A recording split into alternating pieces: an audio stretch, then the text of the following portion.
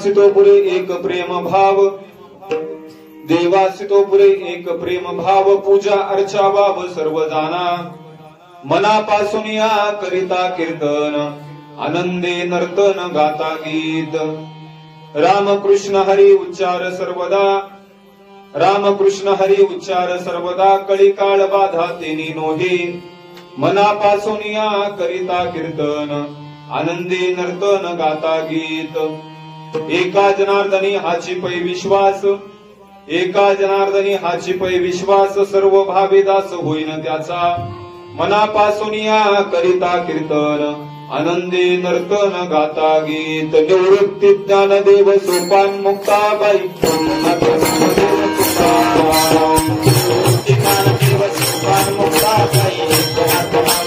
हरि हरि हरि हरि निवृत्ती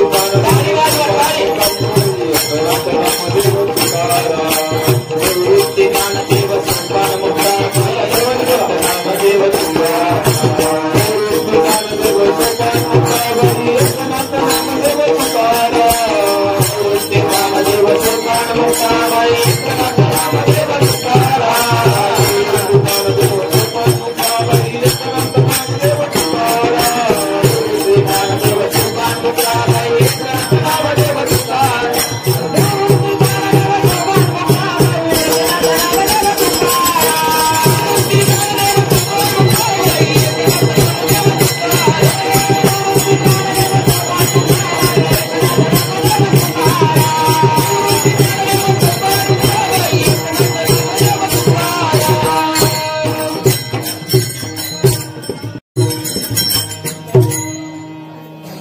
ब्रह्मानंदं परम सुखदं केवल ज्ञानवतीं, द्वन्द्वातीतं गगनसदृशं तत्त्वमस्याधिलक्षणम्, एकं नित्यं विमलमचलं सर्वादि साक्षिभूतं, भावातीतं त्रिगुणरहितं सद्गुरुं तं नमामि। नमन श्री एकदंता, नमन श्री एकदंता, एकपणे तोचे आता, एकविधाविसी अनिकता परी एकात्मता न मोडे। ओमकार स्वरूपा सद्गुरु समर्था, ओमकार स्वरूपा सद्गुरु समर्था, अनाथांच्या अनाथा तू जन्मो। ओम नमो ज्ञानेश्वरा, ओम नमो ज्ञानेश्वरा, करुणा करा दयाळा, तुमचा अनुग्रह लादलो पावन झालो चराचरी। मी कळा कुसरी काहीच नेने, मी कळा कुसरी काहीच नेने, बोलतो वचने अतिभाविका, तुमचा अनुग्रह लादलो पावन झालो चराचरी। विठाला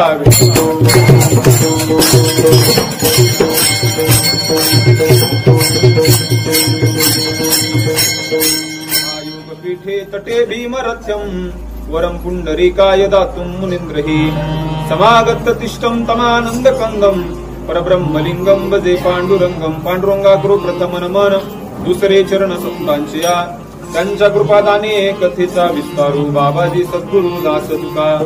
सोनो पंत गुरुजन तया मामा असे बोलती, नामे शंकरो शंकरा निसंगतो संगती।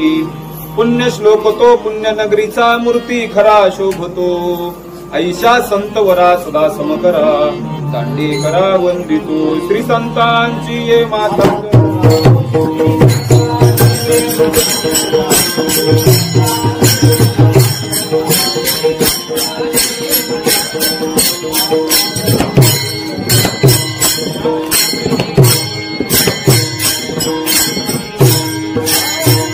श्री संतांचे माथा चरणावरी साष्टांग हे करी दंडवत। देवासितो पुरे एक प्रेम भाव, देवासितो पुरे एक प्रेम भाव, पूजा अर्चा वाव सर्व जाना, मनापासून या करिता कीर्तन, आनंदे नर्तन गाता गीत। विश्व मांगल्याचं स्वप्न उराशी बाळगून अखिल मानव जातीच्या कल्याणाकरता ज्यांनी गीतेवर ब्रह्मानंदाची लहरी प्रगट केली, असे श्री ज्ञानियांचे राजे योगी यांची माऊली, कैवल्य साम्राज्य चक्रवर्ती संत शिरोमणी माऊली महावैष्णव ज्ञानोपराय भगवान मायबापांना ज्ञानेश्वर महाराजांनी या वारकरी संप्रदायाचा भागवत धर्माचा ज्ञानाने पाया रचला। ज्ञानदेवे रचला पाया, उभारिले देवालया। संत श्रेष्ठ ज्ञानेश्वर महाराजांनी या वारकरी संप्रदायाचा पाया तर ज्ञानाने रचला, पण या संप्रदायाला भक्तीचा आधार ज्यांनी दिला व ज्यांच्याकडे आपण शांतीब्रह्म म्हणून पाहतो, असे पैठण निवासी शांतीब्रह्म श्री एकनाथ महाराज आणि आज एकनाथ महाराजांचा अतिशय गोड असणारा हा अभंग आज तिसऱ्या दिवसाच्या कीर्तन रूपी सेवेकरता आपल्या समोर घेतलेला आहे. विठाला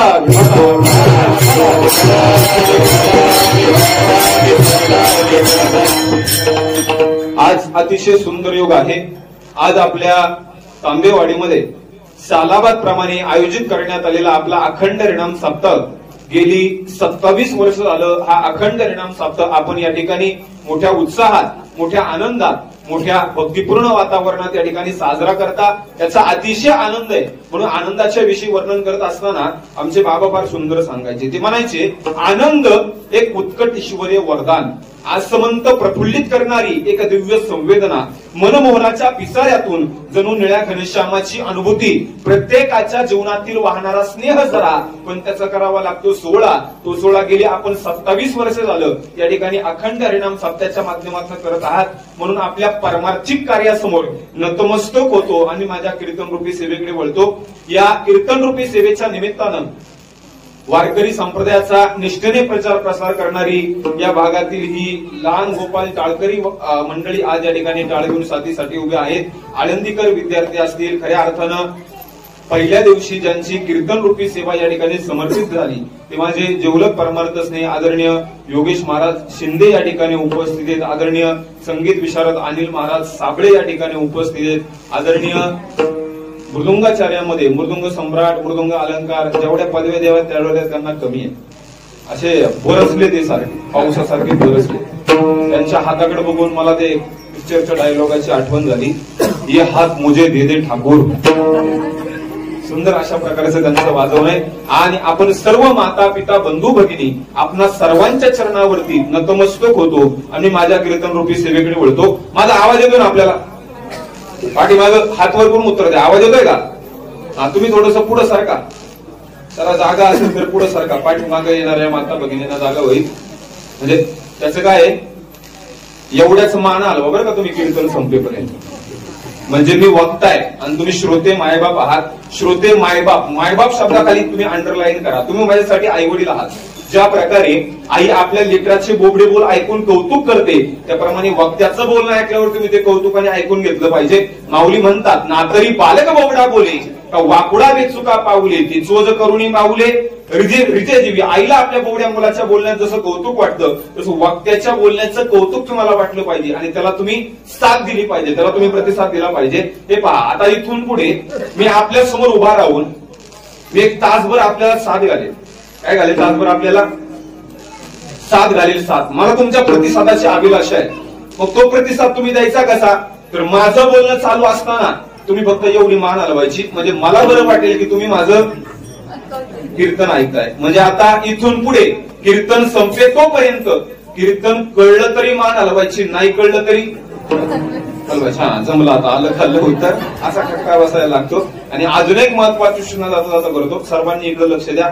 खऱ्या अर्थानं गेली 27 वर्ष झालं या ठिकाणी हा आपला अखंड हरिनाम सप्ताह आपण या ठिकाणी मोठ्या उत्साहात, मोठ्या आनंदात, मोठ्या भक्तिपूर्ण वातावरणात या ठिकाणी साजरा करतोय. खऱ्या अर्थानं आपल्या गावचं भूषण आदरणीय हरिभक्तीपरायण रामदास महाराज तांबे या ठिकाणी कीर्तनाकरता उपस्थित आहेत. त्यांनाही खऱ्या अर्थानं कोटी कोटी धन्यवाद देतो. आणि सर्वांनी इकडे लक्ष द्या. आणि सर्व जगातलं दुःख ऐकताना कीर्तन हो म्हणा, नाही तर नाही म्हणा, मान हलवून उत्तर द्या मला. हा, सर्व जगातलं दुःख देवाने आपल्याच वाट्याला दिले असे चेहरे करून बसू नका बरं का. तुम्हाला भीती वाटते त्याची, म्हणून प्रसन्न चेहऱ्याने कीर्तन ऐका. इतकं सगळं सुंदर वातावरण आहे, मोठ्या संख्येने तुम्ही उपस्थित आहात. मंडप अप्रतिम आहे, साऊंड सिस्टीम अप्रतिम आहे, सर्व कलाकार मंडळी अप्रतिम आहे. इतकं सगळं सुंदर वातावरण असताना त्या वातावरणाचा इफेक्ट तुमच्या चेहऱ्यावरती जाणवला पाहिजे. आणि कीर्तन हे अंतःकरणाला समाधान देतं महाराज. कीर्तन हे अंतःकरणाला समाधान देतं. या जगामध्ये महाराज आपल्याला अशी काही लोक पाहायला भेटतात की ज्यांच्या जीवनामध्ये आनंदही नसतो आणि निर्भयताही नसते. पण काही लोक अशी आहेत की ज्यांच्या जीवनामध्ये निर्भयता आहे पण आनंद नाही. पण साधू संतांच्या जीवनामध्ये आनंदही आहे आणि निर्भयताही आहे. महाराज म्हणतात, सदा नाम घोष करो हरिकथा, तिने सदा चित्ता समाधान, सर्व सुख आलो, सर्व अलंकार आनंदे निर्भर डुलतोसो. कीर्तन प्रवचन ऐकल्यानंतर तो आनंद आणि ती निर्भयता आपल्या चेहऱ्यावरती प्रगट होते. म्हणून प्रसन्न चेहऱ्याने कीर्तन ऐका. एकनाथ महाराजांचा अभंग या ठिकाणी मी सेवेकरता घेतलेला आहे आणि या अभंगाचा विचार मी थोडंसं एकनाथ महाराजांच्या जीवनचरित्रातून आपल्याला करणार आहे. आणि साधू संतांचं जीवनचरित्र नेहमी ऐकावं. भगवान परमात्मा ज्ञानेश्वरी मधून सांगतात, तेही प्राणा प्रवते आवडती मद निवृत्ते, जे भक्त चरित्राते प्रशंसिती. अरे ते मला माझ्या प्राणापेक्षाही आवडतात. जे भक्त चरित्राचं श्रवण करतात, जे भक्त चरित्राचं गायन करतात ना, ते मला माझ्या प्राणापेक्षाही प्रिय आहेत. म्हणून मी थोडंसं एकनाथ महाराजांचं जीवनचरित्र आपल्याला सांगणार आहे. त्याच्यातून मला या अभंगाचा विचार खऱ्या अर्थानं आपल्या समोर करायचा आहे. खऱ्या अर्थानं या अभंगाचा विचार करत असताना पहिला मुद्दा असा उपस्थित राहतो की संत कोणाला म्हणावं. कोणाला म्हणावं संत? तर आचार्य सांगतात, आद्य जगद्गुरु शंकराचार्य संतांची व्याख्या करताना अतिशय सुंदर करतात. ते म्हणतात, सन्मार्गवर्तीला संतांना तद्रूपेण विद्या विनय वृद्धये स एव वर्तत इति संताः. संतांची व्याख्या कोणाला संत म्हणावं? तर जे सन्मार्गाने वर्तन करतात, ज्यांच्याकडे विद्याही आहे आणि त्याचबरोबर विनय देखील आहे. म्हणजे विद्या असून विनय ज्यांच्याकडे आहे आणि जे जगाच्या कल्याणाकरता अवतार घेतात ना, त्यांना संत म्हणावं. जगाच्या कल्याणा संतांच्या विभूती देह कष्टभीती परोपकारी. अरे जगाचं कल्याण व्हावं म्हणून आपल्या देहाचाही ज्यांनी विचार केला नाही त्यांना संत म्हणावं महाराज. त्यामुळे सामान्यतः आपण जर व्यवहार जर पाहिला ना, मोहन भाऊ आपण व्यवहार जर पाहिला ना, तर एखादी गोष्ट मी करतोय किंवा एखादं काम मी करतोय व ते काम करत असताना त्या कामाचं फळ मला दुःख मिळालं. त्या कामात तुम्हाला काय प्राप्त झालं? गेले काय घरी तुम्ही? माना हलवा. त्या कामातून मला दुःख प्राप्त झालं. दुःख तर परत ते मी काम करेल का? हो नाही करणार ना, कारण त्याच्यातून मला दुःख मिळाले. पण तेच काम माझा शेजारचा एखादा व्यक्ती करत असेल की ज्याच्यामुळे मला दुःख मिळाले, तेच काम माझा मित्र करत असेल की ज्याच्यामुळे मला दुःख प्राप्त झाले, तर महाराज परत ते मी काम त्याला करून द्यायचं का त्याच्यापासून त्याला थांबवायचं? त्याला थांबवायचं ना. पण सामान्यतः आपण असं करतो का? आपल्याला वाटतं आपल्याला दुःख मिळाले ना, आपल्यापेक्षा आपल्या शेजारच्याला डबल भेटावं हे येत असतं महाराज. आपलं वाटोळ झालं ना, शेजारच्याचंही वाटोळ झालं पाहिजे. पण साधू संतांच्या जीवनामध्ये जे दुःख आहे ते दुःख तुमच्या माझ्या जीवनामध्ये न यावं म्हणून जे सातत्यानं प्रयत्नशील राहतात त्यांना संत म्हणावं. संतांच्या व्याख्या खूप सोप्या आहेत. अरे दुसऱ्याच्या सुखाने जो सुखावतो ना आणि दुसऱ्याच्या दुःखाने जो दुखावतो ना, त्यांना संत म्हणावं. आपल्याला दुसऱ्याच्या सुखामध्ये सुख वाटलं पाहिजे आणि दुसऱ्याच्या दुःखामध्ये आपल्याला दुःख वाटलं पाहिजे. आज खऱ्या अर्थानं गणपती आपण या ठिकाणी खऱ्या अर्थानं 10 दिवस या ठिकाणी बसवतो. आपण सिद्धिविनायकाच्या दर्शनाला जातो बघा. रोडे सरपंच आपण सिद्धिविनायकाच्या दर्शनाला जातो आणि सिद्धिविनायकाचं दर्शन घेऊन आपण त्या उंदराच्या कानात बोलतो. मला तर कळत नाही बरं काही काय श्रद्धा आहे. म्हणजे अडचण देवाला सांगायची ना, येऊन आपण उंदराच्या कानात सांगतोय. म्हणजे ती तेव्हापासूनची पद्धत आहे बरं का. कधी आपण तुम्ही जर सिद्धिविनायकाला गेला तर ती तशा प्रकारची पद्धत आहे.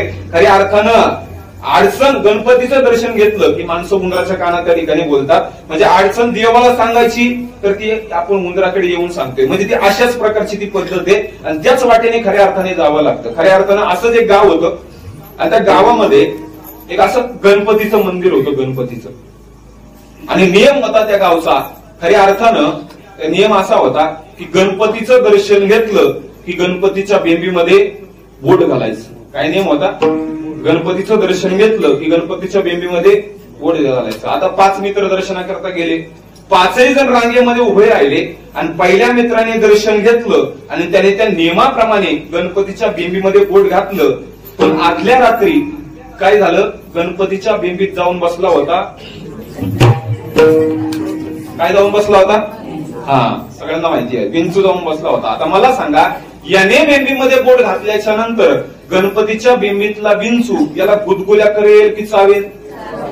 चावेल ना. मग चावला ना, त्याने चावला, त्याने तितक्यात पटकन बोट बाहेर काढलं. बोट बाहेर काढलं, धरलं आणि धरल्यानंतर पाठीमागच्या चौघांकडे बघितलं.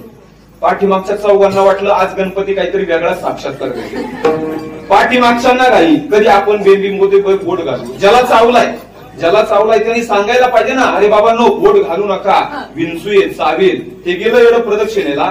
दुसऱ्याने बेंबीमध्ये बोट घातलं, त्याला विंचू चावलं म्हणायला तू मला काय चावलंय म्हणा ना, पटापटा चावला. तिसऱ्याने बेंबीमध्ये बोट घातलं, त्याला विंचू चावला. चौथ्याने बेंबीमध्ये बोट घातलं, त्याला विंचू. 5व्याने बेंबीमध्ये बोट घातलं, त्याला विंचू. माझा दृष्टांत संपला, सिद्धांत आहे का बरं का.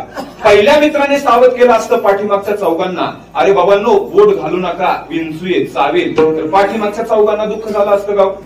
नसतं झालं ना. पण त्याला काय वाटलं, आपल्याला जे दुःख मिळाले ना तेच आपल्या पाठीमागच्या चौघांना व्हावं, हे इथं असतं महाराज. आपलं वाटोळ झालं ना, शेजारच्याचंही वाटोळ झालं पाहिजे. पण साधू संतांच्या जीवनामध्ये जे दुःख आहे ते दुःख तुमच्या माझ्या जीवनामध्ये न यावं म्हणजे सातत्यानं प्रयत्नशील राहतात त्यांना संत म्हणावं.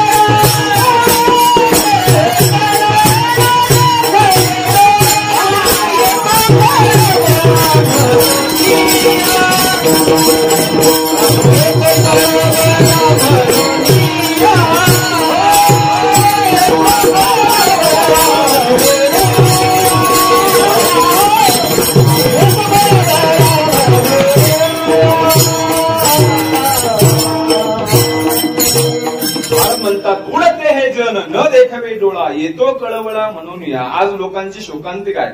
तुकोबऱ्यांना सुद्धा राग आला आणि तुकाराम महाराज सुद्धा म्हणतात, वाजतसे बोंब कोणी नैकती कानी, हरी हरी म्हणता तया थोर झाली. आणि खऱ्या अर्थानं संतांचं जीवनचरित्र अत्यंत अलौकिक आणि अद्वितीय अशा प्रकारचं आहे. खऱ्या अर्थानं नाथ महाराजांच्या कुळाचा विचार भानुदासांपासून करावा लागतो, ज्याचं वर्णन करताना नाथ महाराज नाथ भागवतामध्ये लिहितात, आता वंदू भानुदासा जो का पिता महांचा पिता, ज्याच्याने वंश भगवंता झाला प्रियकर सर्वथा. अरे आम्ही भानुदासांच्या पवित्र कुळामध्ये जन्माला आलेलो आहे की जे कुळ भगवंतालाही प्रिय झालेलं आहे. बघा वंश परंपरा. भानुदासाच्या मुलाचं नाव चक्रपाणी, चक्रपाणीच्या मुलाचं नाव सूर्यनारायण आणि सूर्यनारायण रुक्मिणी मातेच्या पोटी श्री संत एकनाथ महाराजांचा जन्म झाला. आणि एकनाथ महाराजांचा मूळ नक्षत्रावर जन्म झाला महाराज. आणि एकनाथ महाराजांचे आई वडील मरण पावले. महाराज 12 घरची 12 तोंड 12 प्रकारे बोलू लागली. लोक बोलू लागली कार्ट्याचा जन्म झाला आणि कार्ट्याने आई बापाचा जीव घेतला. तुम्ही कसेही वागा, लोक नाव ठेवायला तयारच असतात. एका गावामध्ये एक माणूस होता, परमार्थ करायचा नाही, काय नाही महाराज, आनंदाने गड्याचा संसार चालला होता. गावातली लोक त्याला म्हटली, काय लेका दगड्या, तुझ्या जीवनाला अर्थ नाही लेका, तू बायका पोरामध्येच राब भाडाची काढ कर, रक्ताचं पाणी कर, बायका पोरांमध्येच मरून जा, कधी आळंदी पंढरीची वारी करू नको. दगड्या वैतागला, आळंदीला आला, गळ्यामध्ये तुळशीची माळ घातली, पंढरपूरला गेला, पांडुरंगाचं दर्शन घेतलं, गावात आला, गावकऱ्यांना कळलं दगड्याने तुळशीची माळ घातली. गावकरी लगेच बोलायला मोकळे, अहो काय दगड पंत, घातली का गळ्यामध्ये तुळशीची माळ, लावली का संसाराला आग, आता करा नुसते आळंदी पंढरीच्या वाऱ्या. म्हणजे अगोदर प्रपंच करत होता तरी तुम्ही नाव ठेवताय, परमार्थाला लागला तरी तुम्ही नाव ठेवताय. हे पहा, ते हिंदीमध्ये ग्रॅफिटी बघा, सबसे बडा रोग क्या कहेंगे लोक. काय महाराज, लोक चांगल्याला वाईट म्हणतात आणि वाईटालाही चांगलं म्हणतात खऱ्या अर्थानं. आणि मग खऱ्या अर्थानं ते आपल्या मराठी भाषेमध्ये एक म्हण आहे बघा, आपल्या एक मराठी भाषेमध्ये म्हण आहे, ऐकावे जनाचे करावे, हे आपल्या मराठी भाषेमध्ये म्हण आहे. पुढे आपल्या नाथ महाराजांचा संभाळ त्यांच्या आजी आजोबांनी केला. मला या सर्व गोष्टीचा उल्लेख या ठिकाणी करायचा नाही. पुढे नाथ महाराज संतत्वाला पोहोचले. महाराज नाथ महाराज संतत्वाला पोहोचले. इतकी श्रेष्ठ भक्ती झाली, इतकी श्रेष्ठ भक्ती झाली की देवाला देवाचा देवपणा टाकून भक्ताच्या घरी काम करावं वाटलं. कोणाला? देवाला देवाचा देवपणा टाकून भक्ताच्या घरी काम करावं वाटलं. आणि तो भगवान परमात्मा नाथ महाराजांच्या घरी काम करण्यासाठी उभा राहिला. समोर असा नाथ महाराजांचा वाडा आहे, डोळ्यासमोर दृष्टीसमोर हे दृश्य आणा आणि पहा म्हणजे प्रत्यक्ष कळते. समोर नाथ महाराजांच्या वाड्यात नाथ महाराज बसलेले आणि समोर एक सामान्य माणूस उभा आहे. नाथ महाराजांनी विचारलं, कुठून आलात? त्यांनी सांगितलं, फार दूरवरून आलोय. काय काम काढलं? काही नाही, मला आपल्या सेवेत राहायचंय, आपली सेवा घडावी हीच माझी आशा आहे. त्या बदल्यात तुला काय द्यावं लागेल? दुपारची चटणी भाकर आणि रात्रीची चटणी भाकर. मग तेव्हापासून आपला स्वतःचा देवपणा टाकून देव खऱ्या अर्थानं नाथ महाराजांच्या घरी काम करण्यासाठी उभा राहिला. आणि गेली अनेक वर्ष झाली महाराज, जवळजवळ 36 वर्ष झाली. आणि तिकडे द्वारकेमध्ये एका ब्राह्मणाने अनुष्ठान केलं की देवाने आपल्याला दर्शन द्यावं. आणि मग देव त्याच्या स्वप्नात गेले आणि त्याला सांगितलं, अरे तुला जर माझं साक्षात दर्शन घ्यायचं असेल ना तर तू द्वारकेमध्ये नको थांबू. महाराष्ट्रामध्ये पैठण नावाचं गाव आहे आणि त्या पैठणमध्ये एकनाथ नावाचे सत्पुरुष त्या ठिकाणी राहतात आणि त्यांच्या घरी मी नोकराचं काम करतोय. कोण नोकराचं काम करतोय? गेले काय घरी? म्हणाल कोण नोकराचं काम करतोय? देव देव भगवान परमात्मा. करतुम अन्यथा करतुम असं ज्याचं सामर्थ्य आहे ना, तो भगवान परमात्मा नाथ महाराजांच्या घरी काम करत होता. दृष्टांत झाला आणि तो ब्राह्मण पैठण मध्ये आला आणि पैठण मध्ये येऊन नाथ महाराजांचे पाय धरून नाथ महाराजांना बोलू लागला, नाथ महाराज मलाही देवाला भेटायचंय, सांगा ना देव कुठे, सांगा ना देव कुठे. आता पावे तो नाथ महाराजांच्या दृष्टीच्या समोर माया होती. काय आमचे सद्गुरू बाबा सांगायचे, देवाला जर भक्ताचं काम करायचं असेल ना तर तो पहिलं भक्ताच्या दृष्टीच्या समोर मायेला उभं करतो की भक्ताला देवाला सहज ओळखता नाही आलं पाहिजे. आणि मग नाथ महाराजांना वाटलं भगवत प्राप्ती करता तळमळेवा जीव असेल. मग नाथ महाराज म्हटले, अरे तुला देव हवा असा वाटतोय ना तर अंतर्मुख हो, देव आपल्या अंतःकरणातच आहे.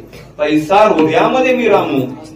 तेव्हा तो ब्राह्मण बोलला, महाराज हे तत्वज्ञान तुम्ही कीर्तनामध्ये सांगा, श्रीखंड्या कुठे मला दाखवा, कारण देवाने मला स्वप्नात येऊन सांगितलंय मी नाथ महाराजांच्या घरी नोकराचं काम करतो आणि माझं नाव श्रीखंड्या आहे. मग ती नाथ महाराजांच्या दृष्टीच्या समोर ती माया होती, ती माया दूर झाली आणि गेली अनेक वर्ष श्रीखंड्या म्हणून आपला नोकराचं जो काम करत होता ते काम नाथ महाराजांना आठवलं आणि डोळ्यातून गळगळ गळगळ अशा प्रकारचं पाणी वाहू लागलं. नाथ महाराजांनी आवाज दिला धर्मपत्नी गिरिजेला, अगं गिरिजे तो श्रीखंड्या कुठे आहे ग गिरिजे, अगं गिरिजे तो श्रीखंड्या म्हणजे आपला नोकर नाही ग, अगं तो श्रीखंड्या म्हणजे आपला नोकर नाही ग, अगं सगळं जग ज्याच्यामुळे चालतंय ना, चाले हे शरीर कोणाचे असते, कोण बोलवी तो हरिवीन, देखवी ऐकवी एक नारायण. अगं तो जगज्ञांत आहे. आपल्या घरी इतक्या वर्ष जो नोकराचा जो काम करतोय ना, अगं तो नोकर नाही, आपण ज्याचे दास आहोत. कुठे का गिरिजा श्रीखंड्या? तेव्हा गिरिजाबाईंनी सांगितलं, आत्ताच कावड घेऊन श्रीखंड्या गोदावरी नदीवर पाणी आणण्यासाठी गेलेला आहे.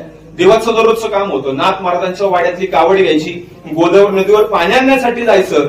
नाथ महाराजांच्या वाड्यातल्या त्या रांजणामध्ये ते पाणी टाकायचं. आजही नाथ षष्टीच्या दिवशी तो उत्सव पैठणला गेला जातो. मग श्रीखंड्याची शोधाशोध चालू झाली. अरे हरी जाब कुठं आहे श्रीखंड्या, अरे उद्धवा जाब कुठं आहे श्रीखंड्या. आता पावे तो श्रीखंड्या कुठंच दिसला नाही. नाथ महाराजांनी टाहो फोडला, हे भगवान परमात्मा इतक्या वर्ष माझ्या घरी तू नोकराचं काम केलं, एकदा चतुर्भुज रूपामध्ये दर्शन दे. नाथ महाराजांनी टाहो फोडला आणि त्या दिवशी भगवान परमात्मा नाथ महाराजांच्या घरी चतुर्भुज रूपामध्ये प्राप्त झाला, चतुर्भुज रूपामध्ये प्रगट झाला. नाथ महाराजांनी गिरिजाबाईंनी नाथ महाराजांच्या त्या परिवाराने, त्या शिष्य परिवाराने त्या भगवंताच्या त्या चतुर्भुज रूपाचं दर्शन घेतलं. तो ब्राह्मणही त्या ब्राह्मणाने भगवंताच्या चतुर्भुज रूपाचं दर्शन घेतलं आणि भगवान परमात्मा अंतर्धान पावले. आजही पैठणला आपल्याला उद्धव खांब म्हणून दाखवला जातो. त्या खांबामध्ये भगवान परमात्मा अंतर्धान पावले. ही वार्ता हा हा म्हणता सर्व दूर पसरली आणि एकनाथ महाराजांच्या घरी तोबा गर्दी झाली महाराज, ज्याच्यामध्ये जपी तपी ऋषी मुनी अनुष्ठानी सगळे होते. ते नाथ महाराजांचे पाय धरून नाथ महाराजांना बोलू लागले, नाथ महाराज आम्ही तुमचा फार छळ केला, नाथ महाराज, नाथ महाराज आम्ही तुम्हाला फार त्रास दिला नाथ महाराज, पण नाथ महाराज आम्हाला असं कळलंय याने प्रत्यक्ष काही जणांनी अनुभवलंय, अहो तुमच्या घरी जो नोकराचा जो काम करत होता तो साक्षात भगवान परमात्मा होता. नाथ महाराज देवाने आम्हाला दर्शन द्यावं म्हणून आम्ही जपतप अनुष्ठान करतोय, पण देव आमच्या स्वप्नातही आला नाही. तेव्हा ते लोक बोलू लागली, नाथ महाराज आम्हालाही सांगा ना नक्की देवाला कोणता भावप्रिय आहे. असं विचारल्यानंतर त्याचं उत्तर महाराज अभंगाच्या प्रथम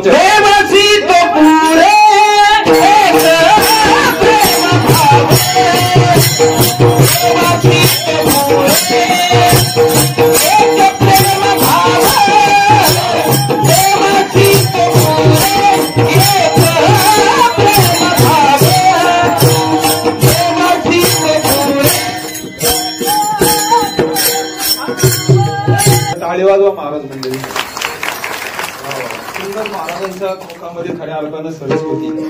जे आपण गणपती बाप्पाचं आपण दर्शन घेताना आपण काय म्हणतो, वक्रतुंड महाकाय सूर्यकोटी समप्रभा. आपण गणपती बाप्पाची स्तुती करतो, पण वास्तविकता या श्लोकामध्ये गणपती बाप्पाची स्तुती केली का?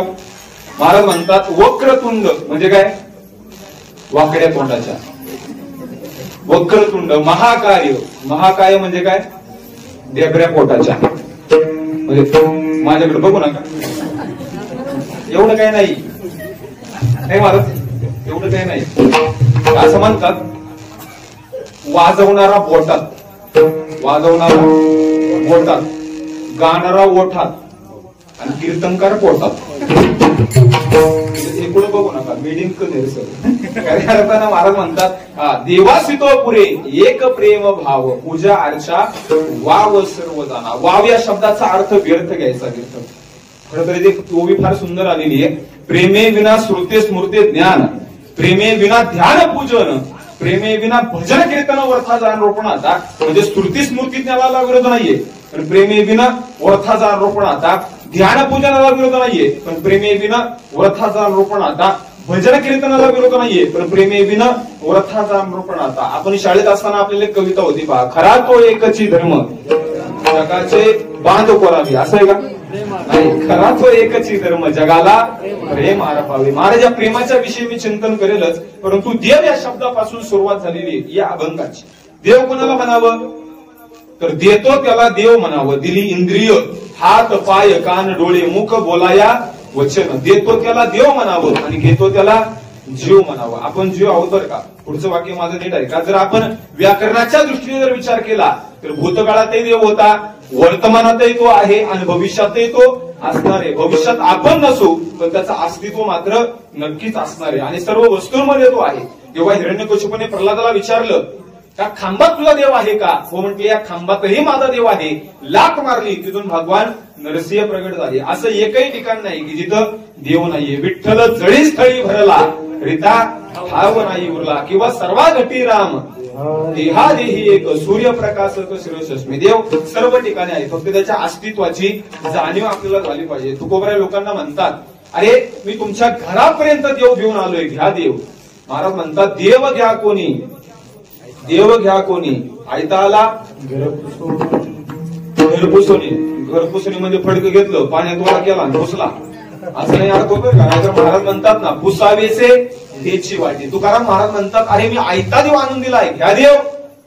सोप्या भाषेत सांगू का, सोप्या भाषेत होम डिलिव्हरी.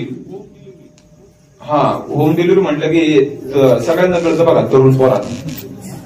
कारण मराठी भाषा आधी लोकांना कळत नाही महाराज, ही फार मोठी शोकांतिक आहे. पण तुम्हाला एक सांगू का, मराठी भाषेसारखी गोड भाषा नाही बरं का. इंग्रजी भाषा दळिद्री आहे.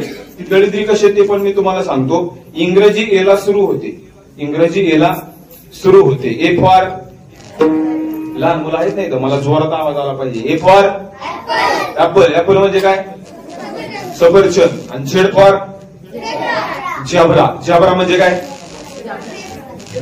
जॅब्रा म्हणजे जॅब्रा असते, जॅब्रा म्हणजे घोडा म्हणते. इंग्रजी भाषा ऍपलला सुरू होते आणि जॅब्राला संपते. म्हणजे खाता खाता सुरू होते आणि जनावर बनून सोडून देते. पण आमची मराठी भाषा तशी नाही.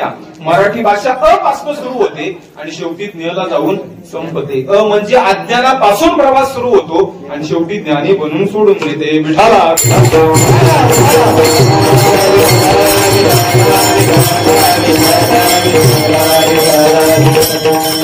मराठी भाषा गोडच आहे, फक्त त्या ठिकाणी श्रोता सावध पाहिजे. रुपेश भाऊ, आमचं बीकॉमचं वर्ष चाललं होतं आणि शाळेमध्ये एक छोटंसं फंक्शन असताना एक शिपाई विद्यार्थ्यांना नाश्ता वाढत होते.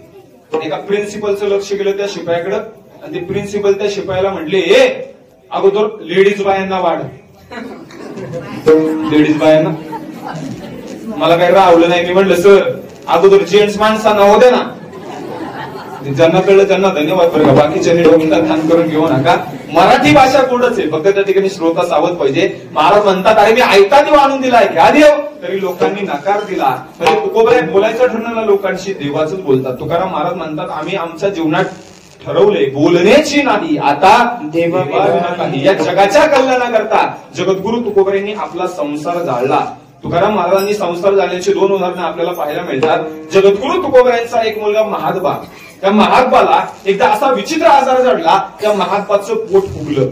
लगेच तुमली महात्माची बरेच वैद्य जगद्गुरु तुकोबऱ्यांनी दाखवले, पण महात्माला काही बरं वाटत नव्हतं. मग इतके वैद्य दाखवून सुद्धा महात्माला काही बरं वाटत नाही ना.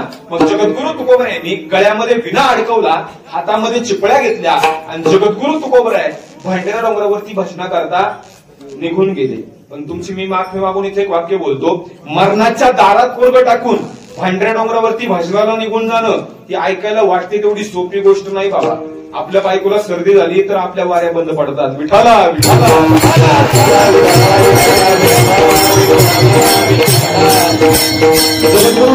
मरणाच्या दारात पोरगं टाकून पांढऱ्या डोंगरावरती भसना करता निघून गेले आणि आईसाहेब जिजामातेनं पाहिलं आणि जिजामाता म्हटली, या काळ्या इठ्यामुळं माझ्या संसाराचं वाटोळं झालं. पदर खोसला कमरेला जिजामातेनं, महात्माच्या हाताला धरलं आणि ओढत ओढत त्या ठिकाणी महात्माला मंदिरापर्यंत आणलं. महात्मात त्या ठिकाणी त्याला आदळलं आणि त्याच परमात्म्याला शिवाय द्यायला सुरुवात करणार. तेच आतापर्यंत महात्माची तुंबलेली लघवी बाहेर पडायला सुरुवात झाली. काशीबाईचं लक्ष गेलं, सांगितलं आई याला पटकन बाहेर घे. बाहेर घेतलं महात्माला, त्याचं पोट सगळं रिकामं झालं. महात्मा बसले, बोलायला लागले आणि महात्माला बोलताना पाहून काशीबाई आपल्या आईला म्हणती, आई बघ ना देव किती दयाळू आहे. अगं देवानच नाही का आपल्या दादाला बरं केलं, बघ ना देव किती दयाळू आहे. पण जिजामाता ऐकतील कसल्या बाबा, आणि ऐकले तर त्या जिजामाता कसल्या. जिजामाता म्हणल्या, काशे काय तुझ्या काळ्याचा मोठेपणा सांगते, अगं तो मला घाबरलाय म्हणून त्याने याला नीट केलंय. एवढा जिजामातेचा अधिकार होता महाराज. म्हणून संतांचं जीवनचरित्र हे समाज हिताकरताच असतं. महाराज म्हणतात, मनापासून या करिता कीर्तन आनंदे नर्तन गाता गीत. कीर्तन कसं करायचं तर ते मनापासून करायचं. आपल्या वारकरी संप्रदायामध्ये कीर्तनाचे साहित्यिक दृष्ट्या 3 प्रकार आणि आध्यात्मिक दृष्ट्या 4 प्रकार. एक आहे स्वरूप कीर्तन, अखंड आपल्या वाणीनं परमात्म्याच्या सौंदर्याचं वर्णन करत राहावं, याला म्हणावं स्वरूप कीर्तन. कसा आहे परमात्मा, सुंदर आहे सुंदर. महाराज म्हणतात, राजस सुकुमार मदनाचा पुतळा किंवा सुंदर ते ध्यान उभे विटेवरी करकटावरी ठेवून या. एवढा तो भगवान परमात्मा सुंदर आहे महाराज. त्याच्या सौंदर्यापुढे आपलं काय गणित करणार ना. काही लोकांना आपल्या सौंदर्याचा खूप गर्व असतो नाही का महाराज. ज्याला आपल्या सौंदर्याचा गर्व असेल ना, त्यांनी फक्त आधार कार्डवरला आपला फोटो बघायचा. जगातला एकमेव कॅमेरा जर कोणता असेल ना तर तो महाराज आधार कार्डवरचा. नो ऍडजस्टमेंट, नो ब्राईटनेस, जसं आहे तसं. आणि ज्यांचे आधार कार्ड आलेले नसतील त्यांनी मतदान कार्ड पाहिले तरी. एवढा तो भगवान परमात्मा सुंदर आहे महाराज. खऱ्या अर्थानं म्हणजे यशोदा मातेकडे खऱ्या अर्थानं काही गवळणी घराने घेऊन यायच्या बाबा. आणि यशोदा माता त्यांना म्हणायच्या, माझे आछडे बछडे छपुडे ग राधे रुपडे. काय काय नाव आहे, आछड बछड छपड रुपड, एवढी नाव आहेत भगवान कृष्णाला. कधी कधी आपली आई आपल्या मुलाला सुद्धा प्रेमाने म्हणते ना, कधी राजा म्हणते, कधी वाघा म्हणते, कधी पिल्लू म्हणते. पिल्लू कुत्र्याचं असतं. आपल्याही मुलाला ते म्हटलं जातं ना, प्रेमाने ही घेतलेली त्याची नाव आहेत. हो, मला एका आईने घरी चहा प्यायला नेलं. तिचं पोरगा असं अंगणामध्ये खेळत होतं. गाणगाईनं गाणीनं भरलेलं, शांबडायला लागलेले. त्याची आई मला म्हणती, महाराज कसा बसलाय माझा वाघ. म्हणजे जसा बसलाय तसाच बसू दे, चहा वस्तू तू त्याला हात लावू नको. कसंही असू द्या महाराज, तिचं तिला आवडतं. एवढा तो भगवान परमात्मा सुंदर आहे. महाराज म्हणतात, नाम तुम्हारा तारणहारा कब तेरा दर्शन होगा, इसकी प्रतिमा इतनी सुंदर हो कितना सुंदर होगा. याला म्हणावं स्वरूप कीर्तन. दुसरं आहे गुण कीर्तन. परमात्म्याने जे खऱ्या अर्थाने जे गोकुळामध्ये जे चरित्र केलं त्याला म्हणावं लीला कीर्तन. आणि चौथं खऱ्या अर्थाने आहे वारकरी कीर्तन. वारकरी कीर्तन कसं असावं, शांती ब्रह्म एकनाथ महाराजांनी फार सुंदर मर्यादा घालून दिली. नाथ महाराज म्हणतात, वारकरी कीर्तन असं असावं, भक्ती ज्ञानाविरहित इतर गोष्टी न कराव्या, प्रेम भरे वैराग्याच्या युक्ती विवराव्या, जेणेकरून मूर्ती ठसावी अंतरी श्रीहरीची. ऐसी कीर्तन मर्यादा आहे संतांच्या घरची. कशी वर सांगितली तैशी. नाथ महाराज म्हणतात,